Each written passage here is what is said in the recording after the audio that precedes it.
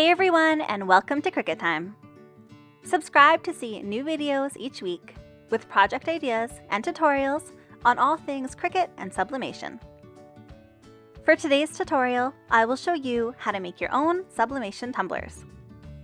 For this project, you will need a sublimation printer or printer that has been converted to do sublimation, like this one has. You will also need sublimation paper. I'll include a link to this A-Sub sublimation paper, as well as all of the other products I use in the description below. Next, I have a blank sublimation tumbler. These have a polyester coating, which is necessary for sublimation. I picked this up as an 8-pack from Amazon. You'll also need heat gloves for handling the cup, a heat pad or towel to put it on once it's hot, heat-resistant tape to keep everything in place, sublimation heat protective paper or butcher paper to protect your machine, a paper trimmer or scissors to cut out the design. To prep the cup, you'll also need a lint roller and the lint-free cloth. And the last thing is either a scraper tool or a credit card. Let's get started. On my computer, I have Microsoft Word opened up. I like to just send my picture to my printer on here because I can make sure it will fit on the page. I'll get the page ready by clicking on Layout, Orientation, and changing this to Landscape. Now I can just drag my image onto the page. When you do anything with sublimation, remember that the final product will come out mirrored from how you put it on. This is fine if it's a picture, but anything with writing will need to be printed backwards. For Microsoft Word, just pull one of the corners to the other side, and it will automatically flip the image for you. Now I need to make the picture the right size. I can resize this picture by clicking on Size and Position. I have measured around my cup to the millimeter, so I'll set the picture to those exact dimensions, 23.8 centimeters around and 20.5 high. When I put in the width, the height isn't quite right, so I'll uncheck this Lock Aspect Ratio button, and then I can set the height as well. Now this is ready. When you do this, the program will move your picture. Fix this by clicking on Picture Format, Position, and put it back in the middle. Now this is ready to print. When you get to this screen, make sure you change the quality setting from normal printing to best quality. You can find that right here. The printer I'm using is a regular Epson 2850, which I have converted to a sublimation printer. Today I'll be using this A-Sub sublimation paper in 8.5 by 11. When you're using sublimation, the colors are going to be a bit dull before the heat is added, but don't worry, once you put them in your mug press, they'll all be nice and vibrant. Now I can cut out my design. I have given myself an extra millimeter in both directions, so I can trim right into the design just slightly. Next, I need to prep the cup for the heat press. First, I'll take off the lid.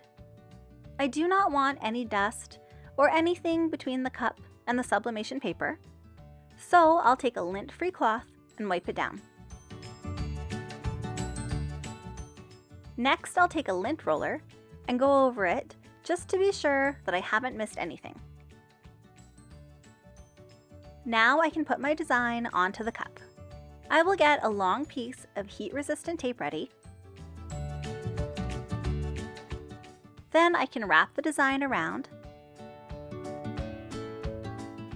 I'll put the tape in the middle, with most of the tape being on one side. I'll just make sure this is still lined up nicely, and then I will pull it really tight to the other side. The goal here is to make the paper as tight as you can onto the cup to avoid any air bubbles. I want even tension along the whole cup, so I'll add a few more pieces of tape evenly spaced out across the seam. I'll make sure that I pull each one nice and tight. I have my scraper tool here, and I'll use it along the whole edge to prevent any spots from holding any air pockets. When we get to the top and the bottom, I want to show you a technique to make clean edges that I learned from Industrial Fringe. This involves 2 pieces of tape for each end. For the first piece, I'm going to go over the whole edge, but I am not putting pressure on it. I know this doesn't sound like what you were expecting, but it actually works really good. Now I'll go along the top and fold those edges in.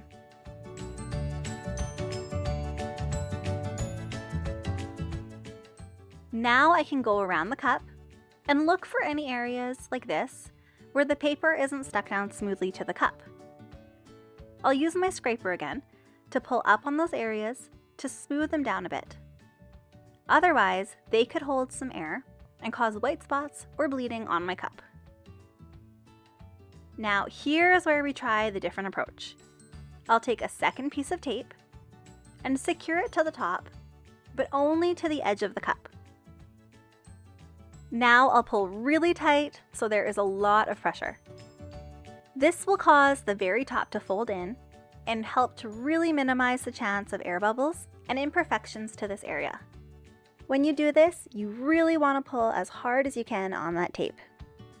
You'll know you're doing it right because you can see the edges of the tape really going in as you pull. You can see here just how tightly that tape is hanging onto the cup. Now I'll go around and fold in the edges.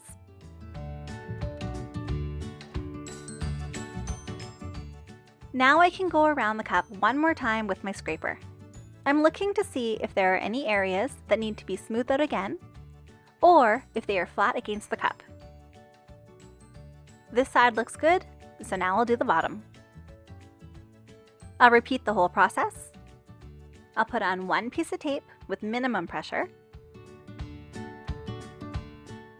fold it over, smooth out any visible issues, then add on a second piece to the edge and pull this as tight as possible. Fold it over. I have my scraper ready again to smooth down any areas that still need it. Now I will add a piece of tape along the whole seam. I've made this piece a bit longer than the cup, so you can see which direction the seam is when it's in my press, which I'll show you in a minute. I'll grab my scraper this one last time and go over the whole seam to make sure everything is good and secure.